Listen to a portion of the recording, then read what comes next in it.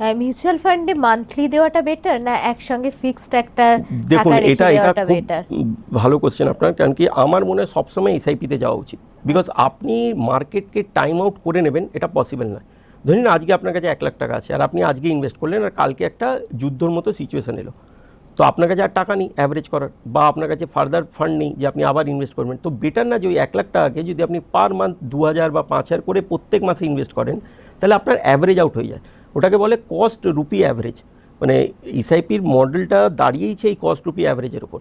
যদি দেখা যায় সাপোজ আপনি প্রত্যেক মাসের একটি পার্টিকুলার ডেটে ইনভেস্ট করছেন, ধরুন ম্যাক্সিমাম লোকেরই এসআইপির ডেট থাকে, স্যালারি সবার 3 তারিখে আসে, তো 5 তারিখে ওদের ডেট থাকে।